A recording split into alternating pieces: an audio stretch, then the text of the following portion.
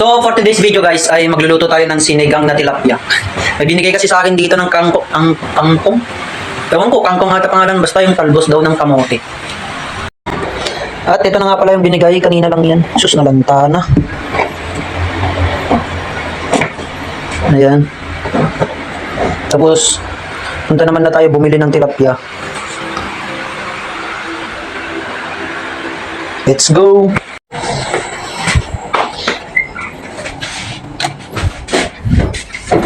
Let's go!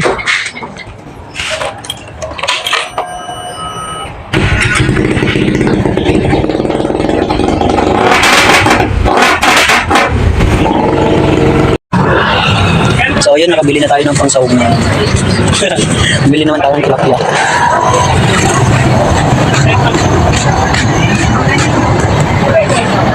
May tilapia ako. So ayun, nakabili na tayo. Tapos nakabili pa tayo ng pampulutan ng mais. Tapos yung recado.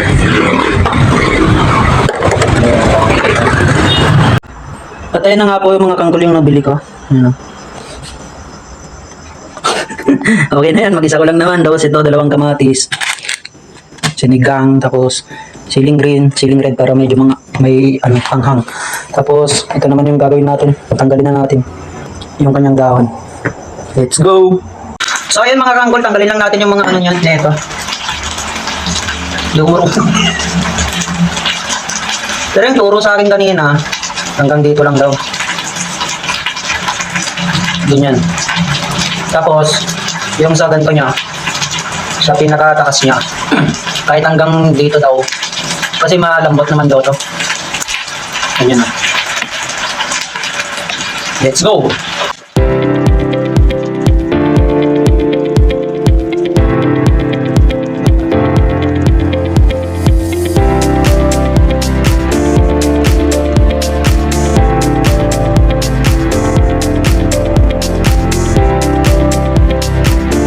Naugasan na pala kanina to mga kangkol. Baka sabihin nyo madumi. Nalaylay lang talaga to. Kasi kanina pang tanghali ito eh. Ayun o, tignan nyo yung itsura nyo. Nalaylay na.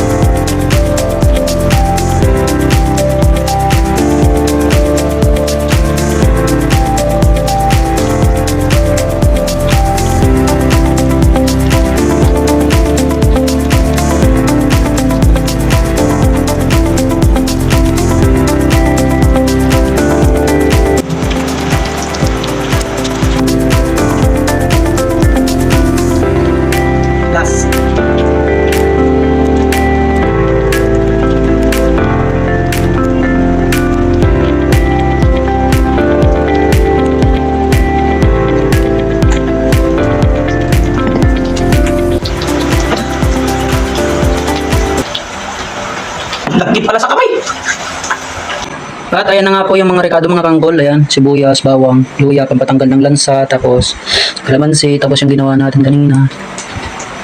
Ayan, tapos yung tilapia. Ayan. Nati ko lang pala yan sa 3 piraso. Isa ko lang yan. Tapos ito naman,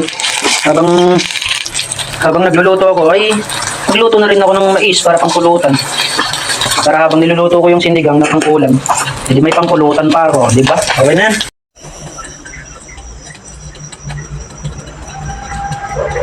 So ayan mga kangkol, magigisa naman na tayo. Mag-add lang tayo ng konting mantika.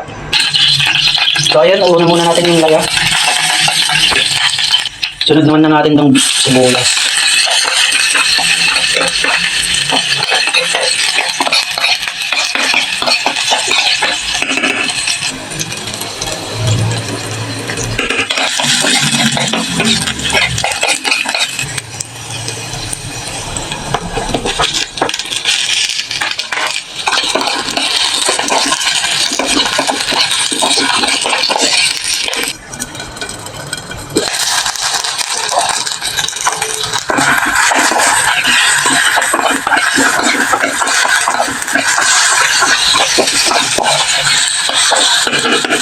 Pag ganyan na yung itsura niya, mag-add na tayo ng tubig. Yun o. Dalawang basong tubig na pala para may pangkakaldo tayo.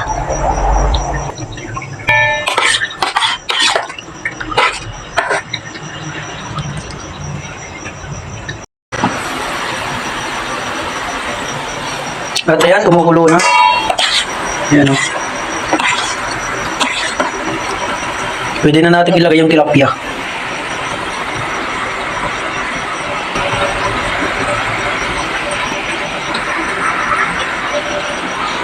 So ayun, magpo-problema po ako ngayon mga kangkon. Dahil hindi ko alam kung paano magkakasya to. Ayan, okay na yan. Yun o.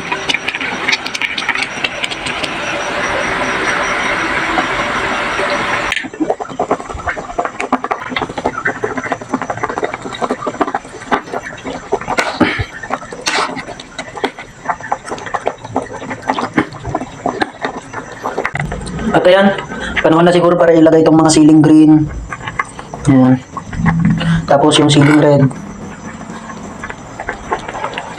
At syempre, yung hinugasan ko ulit para doble. Para siguradong malinis. Ayan. Sure na yun na malinis yan. Ayan o. Putik na yan o.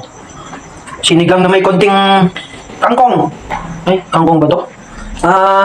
Dahon ng kamote. Basta yun na yun.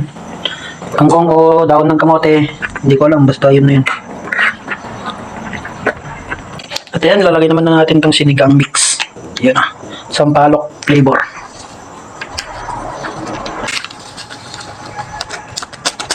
Lagyan lang pala natin ng magic sarap. Okay na yan. Tapos paminta. Okay na yan. Bahala na kayo maghalo-halo dyan. At syempre, lagyan pala natin ng Knorr cubes. Ay, hindi pala. Knorr liquid seasoning. Yan. Kunti lang para may lasa lang. Yan. Okay na. At ayan na nga mga kangkol. Okay na yan, oh. Iyon, oh. Pero hindi natin masasabing okay ito kung walang lasa. Syempre, titikman muna natin.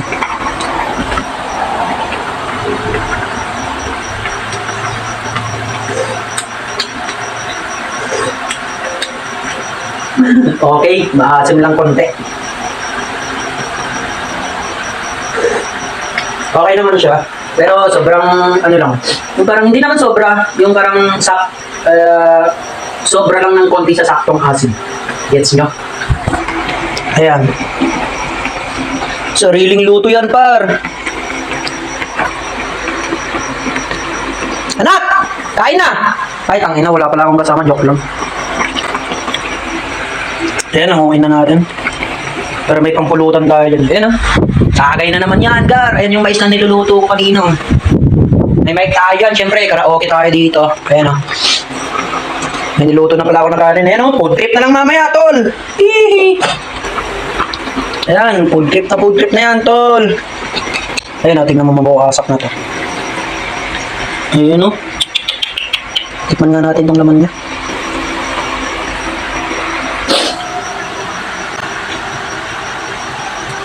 Init.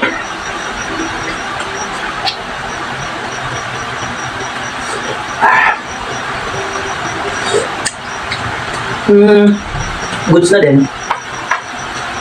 Siyempre, sarili kong luto. Alangan, kukutsahin ko. Tangkinan niyo pala. Yok lang. Okay na yun. Tanggalin na natin. Yawn.